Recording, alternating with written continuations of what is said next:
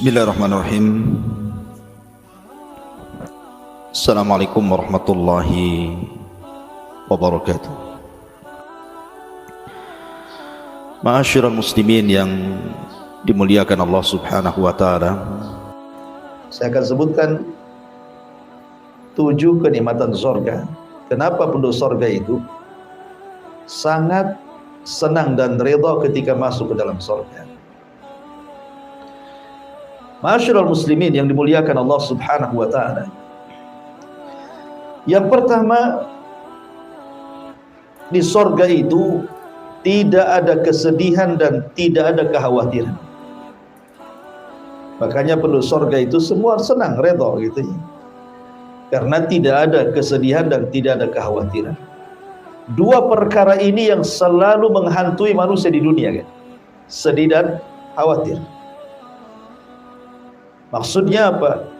Sedih akan perkara yang sudah lampau dan khawatir akan perkara yang akan datang. Itu di dunia, manusia seperti itu. Sedih karena usahanya kemudian gulung tikar, sedih karena orang dicintainya meninggal dunia, sedih karena pokoknya sedih itu biasanya mencakup sesuatu yang telah berlalu. Tetapi khawatir itu biasanya masa depan.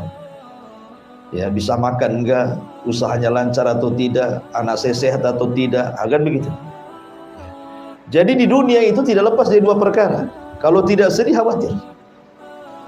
Tetapi di surga itu dua-duanya dicabut. Makanya Allah Subhanahu wa taala menyebutkan dalam surah Al-A'raf ayat 49, udkhulul jannata la khaufun 'alaihim la khaufun 'alaikum wa antum wala antum tahzanun. Masuklah kalian ke dalam surga dan kalian tidak akan mengalami ketakutan, kekhawatiran, dan tidak pula mengalami kesedihan. Tidak sedih dan tidak ada khawatir. Tidak sedih akan perkara lampau, tidak pula khawatir akan masa depan. Itulah surga.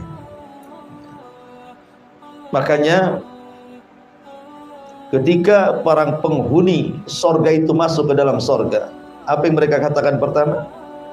Mereka mengatakan alhamdulillahilladzi adhaba 'annal hazan.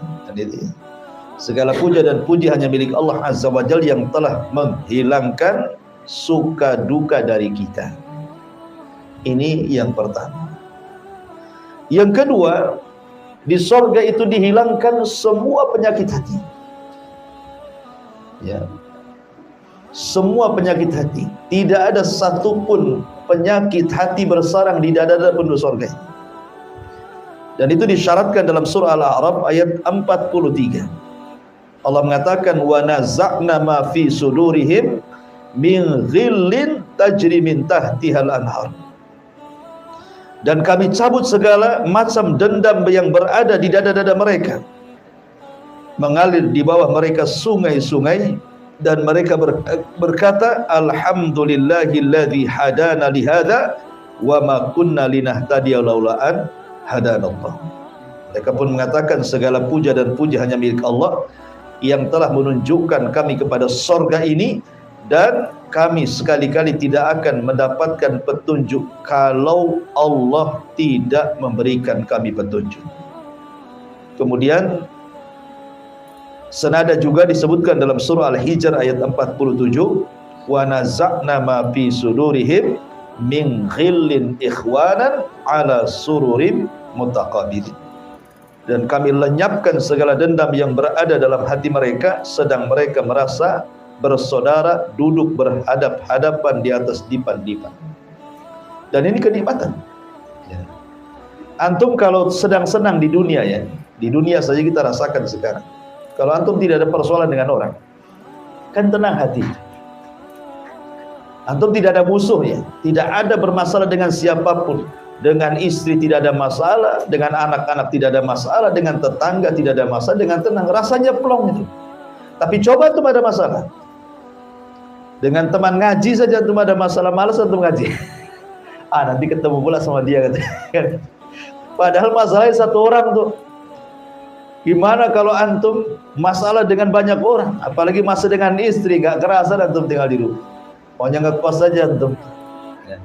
Itu terasa tuh. Kalau hati itu ada masalah, di surga nggak ada masalah-masalah kayak gini.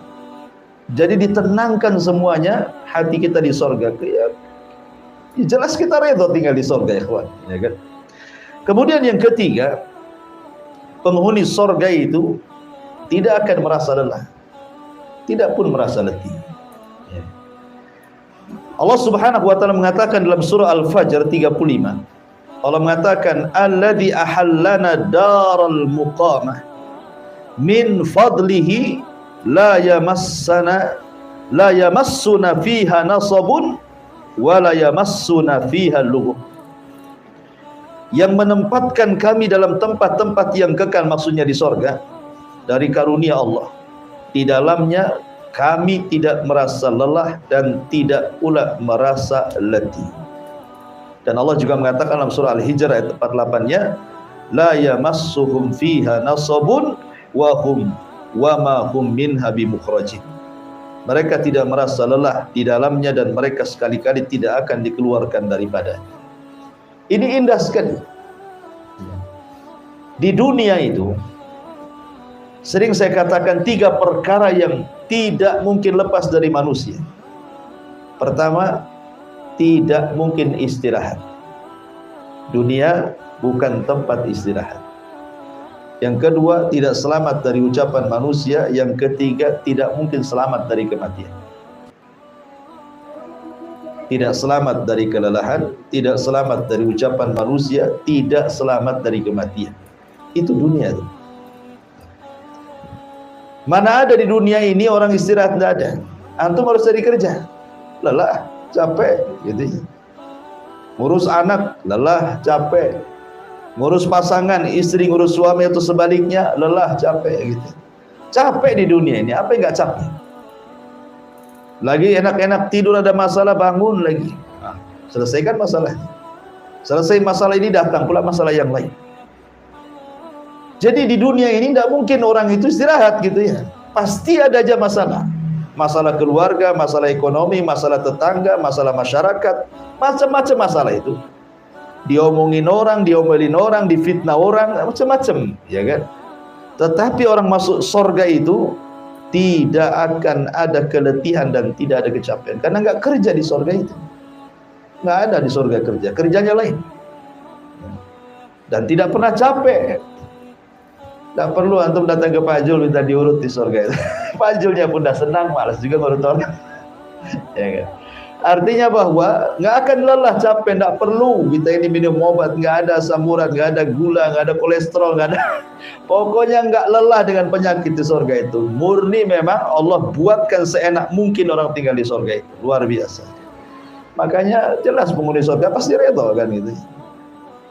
Kemudian yang keempat, tidak akan pernah lapar dan tidak pernah haus pula. Padahal lapar dan haus itu membayangi kita setiap hari. Ya, setiap hari kita makan minimal 3 kali. Ya, maksimal ya tak terbatas lah dengan ngemilnya kan gitu ya. Belum minumnya macam-macam diminum antum kan gitu. Allah Subhanahu wa taala berfirman dalam surah Thaha ayat 118 dan juga 119, Allah mengatakan, innalaka alla tajua fiha wa la ta'ra wa annaka la tadma'u fiha wa la tadha. Sesungguhnya kamu tidak akan kelaparan di dalamnya dan tidak akan telanjang, artinya pasti akan berpakaian. Ya. Dan sesungguhnya kamu tidak akan merasa dahaga dan tidak pula akan ditimpa panas matahari di dalamnya. Jadi enak gitu ya. Maknanya tidak ada kelaparan, dia memang tidak bekerja. Makanan sudah jahit, sudah siap. Minuman sudah siap. Bahkan berbagai macam makanan ada, berbagai macam minuman ada. Bahkan nanti saya akan jelaskan gitu ya. Bagaimana antum dilayani oleh pembantu. Paling sedikit satu orang itu pembantu di sorga itu 1000 pembantu. Paling sedikit 100 khadim. Ya. Paling sedikit 100 pembantu. Paling sedikit itu 100 pembantu. Dan paling banyak ya tidak terbatas. Dan pembantu itu Allah katakan ghilman. Kemudian disifatkan mukhalladun. Mukhallad itu artinya kekal. Artinya kalau pembantu di dunia ini Kadang sebulan 2 bulan udah berhenti, setahun 2 tahun udah berhenti, ya kan? Kadang sakit berhenti, kadang ada masalah berhenti, kemudian buat masalah lagi. Ya. Jadi di sorga itu kata para ulama minimalnya mi'atu khadim, minimalnya 100 pembantu, kita dikasih pembantu. Sebenarnya di sorga itu tidak berhajat kepada pembantu kan? Ngapain berhajat kepada pembantu? Oh, makanan datang sendiri, minta apa saja sudah tersedia, ngapain ada pembantu? Tetapi yang namanya kesenangan manusia itu, Allah Subhanahu wa ta'ala tahu kesenangan manusia seperti apa gitu ya. Makanya kan lihat kebiasaan orang-orang yang berduit, orang-orang yang bercukupan, orang-orang kaya. Kenapa mereka pakai pembantu? Alasan mereka biar senang. Semua sudah ada yang ngatur kan itu ya. Yang masak ada, yang nyuci ada, yang ke pasar ada, yang urus anak ada. Jadi dia happy saja, hangout saja ke sana kemari lah bahasanya kan. Itu ya. Artinya bahwa memang tahu Allah kesenangan manusia, makanya Allah berikan pembantu. Anda bisa bayangkan 100 pembantu dan Allah sifatkan yatufun. Yatufun itu tawaf. Tawaf itu artinya jalan ke sana. Saking semangatnya ingin bantu kita itu sampai mereka keliling aja. Kalau kita punya pembantu, tidak bisa. Kalau sudah malam dia tidur, nah mungkin itu bangunkan. Kan gitu ya. Ya nggak bisa untuk main-main bangunkan. Pembantu pun sudah ada kerjasama dengan kita. Jam sekian kerja, jam sekian istirahat kan itu. Tidak suka-suka bangunkan. Tapi pembantu di surga itu yatufun keliling aja, nunggu kita disuruh kita. Nah itu kan luar biasa. Yatufuna alaihim ghilmanun mukhalladun. Sudah disifati yatufun, ghilman lagi, masih muda-muda lagi ya. Jadi nggak pernah tua pembantunya. Segitu saja. Jadi ini juga ulangi, tidak akan pernah lapar dan tidak akan pernah haus. Kemudian juga yang selanjutnya itu kenapa kemudian penduduk sorga itu merasa redha, senang di sorga? Karena luar biasa. Kemudian juga tubuh mereka, akhlak tubuh mereka dan juga semua yang ada pada badan mereka betul-betul dibersihkan oleh Allah Azza wa Jalla. Makanya Allah Subhanahu wa ta'ala, Nabi SAW mengatakan dalam sebuah riwayat, Rasul mengatakan, inna awwala zumratin yadkhulunal jannah ala suratil qamari lailatal badri thumma alladhina yalunahum ala ashaddi kawkabi durriyin fis sama' idha'atan la yabuluna wala yataghawwatuna wala yadfuluna wala yamtahituna amshatuhumul dhahab wa rashhuhumul mis wa majamiruhumul uluwah al-ajuj udut tib wa azwajuhum hurul in ala khalqi rajulin wahid ala surati abihim Adam sittuna dira'an fis sama. Sesungguhnya rombongan pertama yang akan masuk ke dalam sorga, rupa mereka seperti bentuk bulan saat purnama, sangat indah. Bukan menyamakan wajah dengan bulan, tidak. Maksudnya di sini keindahannya. Ya, orang masuk surga itu saking indahnya bak bulan purnama. Adapun kemudian orang yang datang setelahnya seperti bintang-bintang yang sangat bercahaya di langit. Perhatikan di sini, mereka tidak akan pernah kencing, mereka tidak ada buang hajat, mereka tidak meludah, mereka tidak membuang ingus. Sisir mereka terbuat dari emas, keringat mereka seharum misik, bakaran wangian gaharu mereka al-uluwah al-ajuz, maksudnya kayu gaharu dari India. Tentu beda ya, ini kan istilah saja. Di surga tentu gaharunya beda kan itu ya.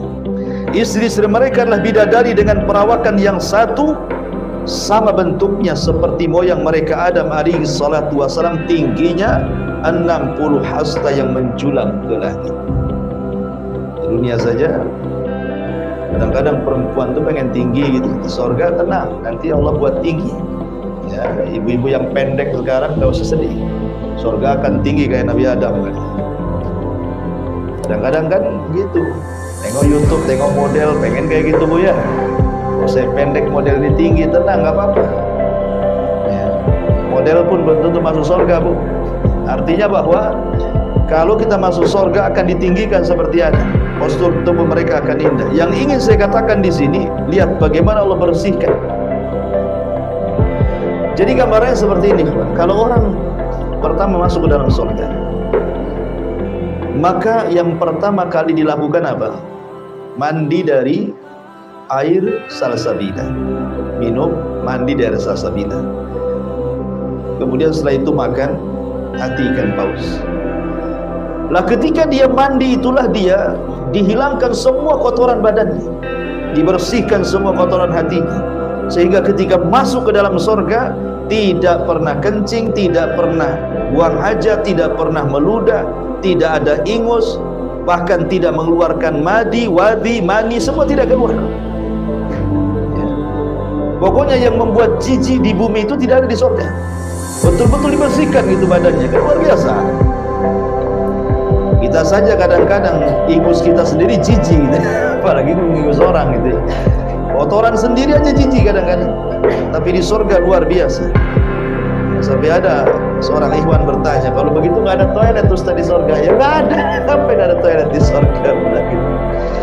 Lalu kenapa mereka itu makan minum? Gimana cara buangnya?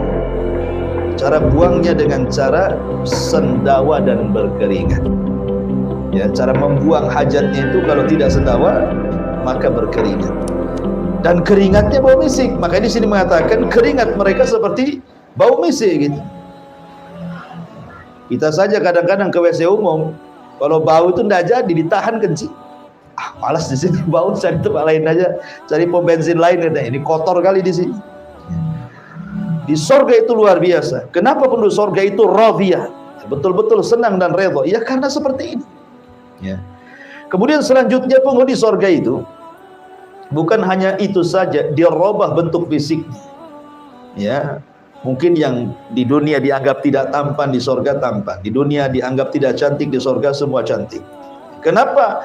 Karena ketika Allah Subhanahu wa taala menceritakan tentang sukul jannah, di surga itu ada pasar kan?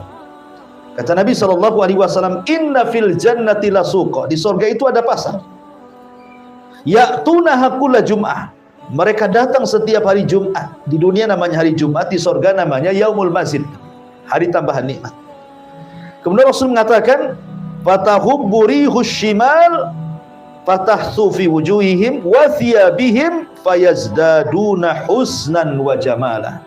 Setiap Jumat mereka ke pasar, kemudian sebelum pulang menemui pasangan-pasangan mereka, maka akan datang angin, ya, bertiup angin utara, lalu menghembus di wajah dan pakaian mereka, dan tiba-tiba seperti disulap gitu ya, wajah mereka makin tampan, makin cantik, pakaian mereka pun makin luar biasa. Karena penduduk surga itu berapa lapis pakaiannya?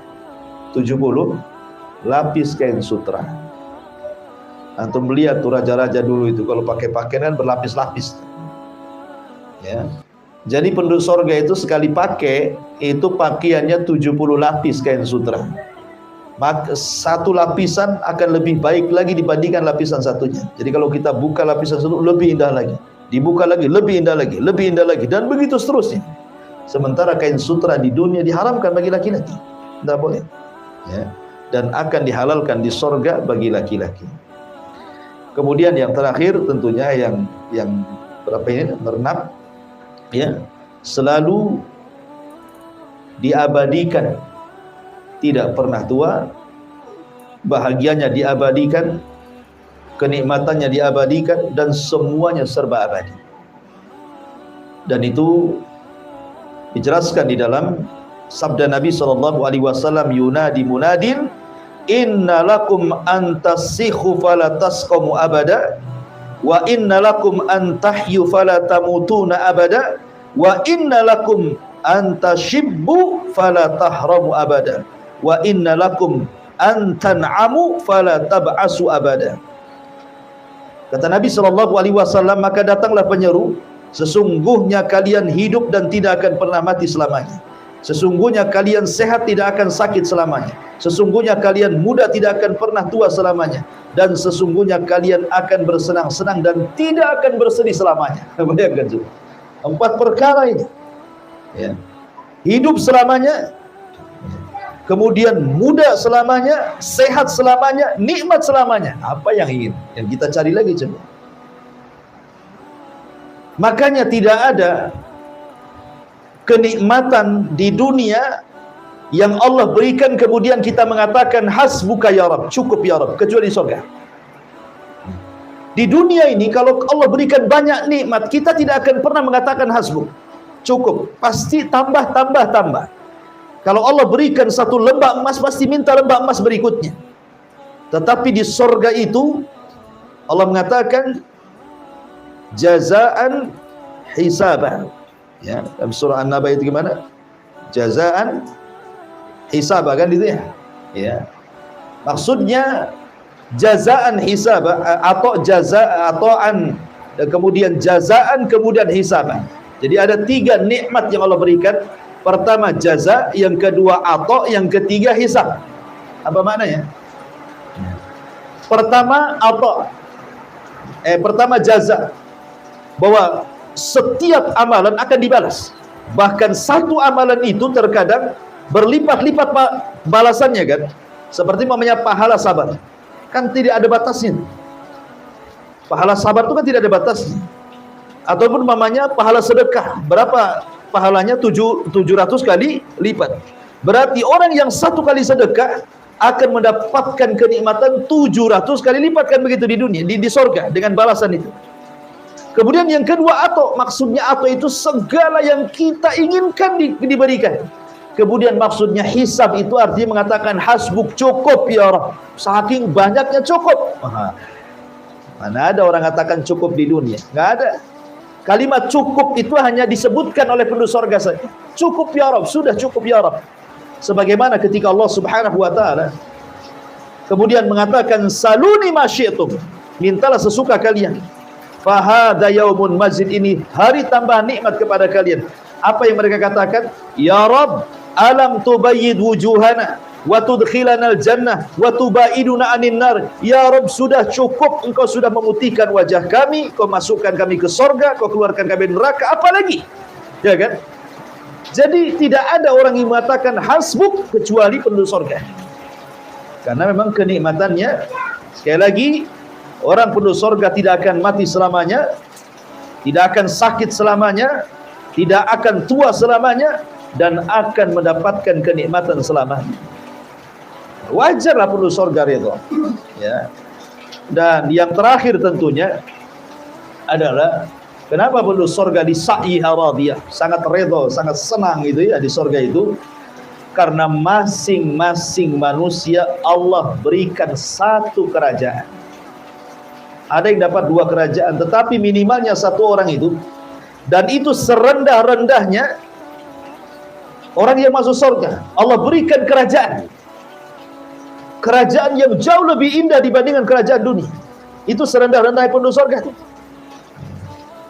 Bahkan malaikat saja kalau tidak berjumpa izin dulu. Malaikat hendak berjumpa dengan orang yang paling rendah itu izin dulu.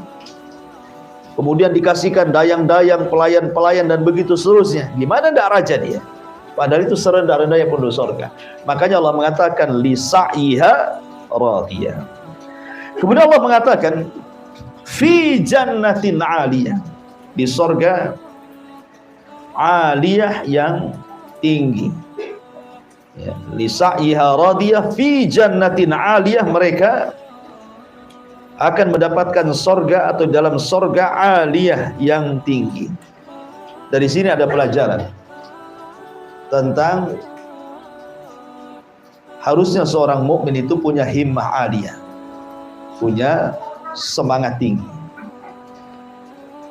Jangan kemudian hanya dibatasi dengan amalan yang rutinitas kita lakukan, tapi kalau bisa kita tingkatkan, karena surga itu bertingkat-tingkat. Ya. Makanya Nabi SAW mengatakan idza sa'altumullaha fas'alu al-firdaus al-a'la.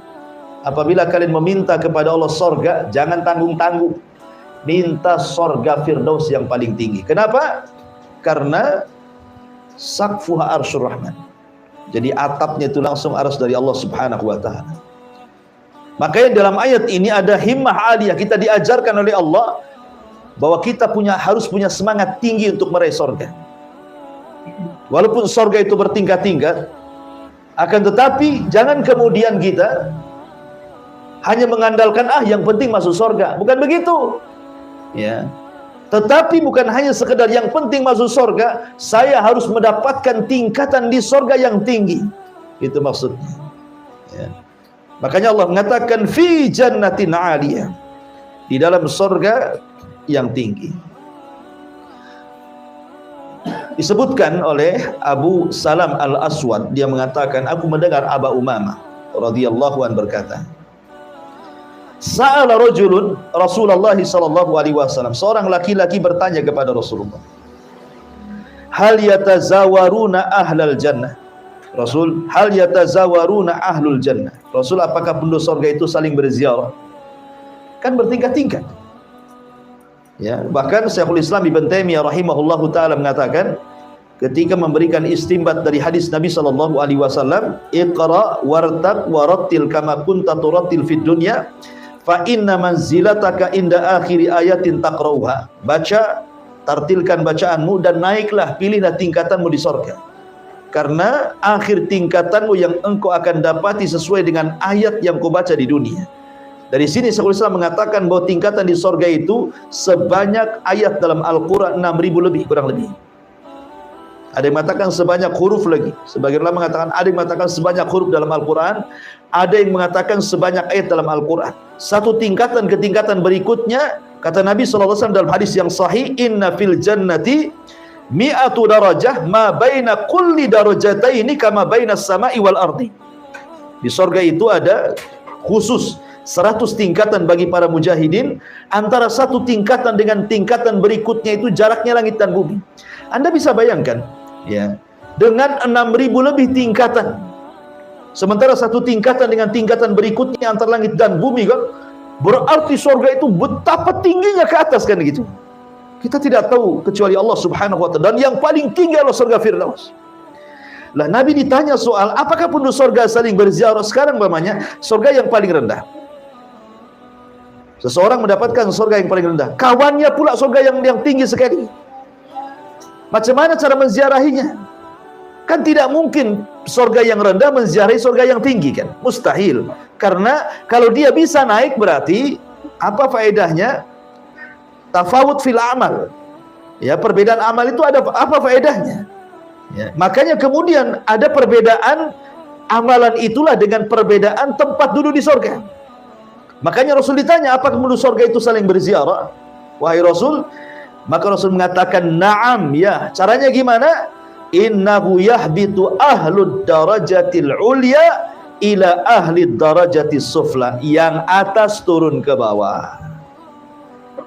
Jadi dari tingkatan ke atas turun ke bawah. Cemana naiknya lagi? Ya. Apa mereka terjun payung gitu?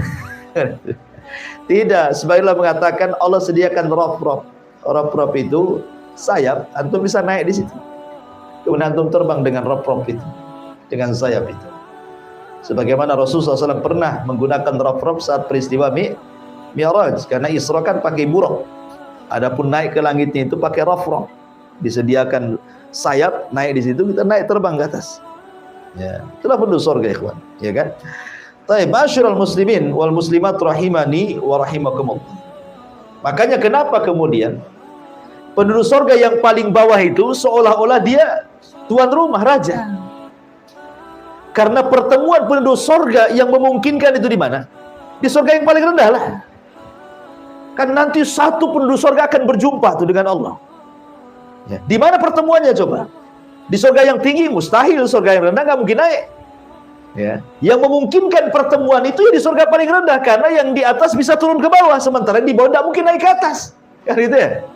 Nanti akan ketemu tuh satu penduduk surga di surga yang paling rendah.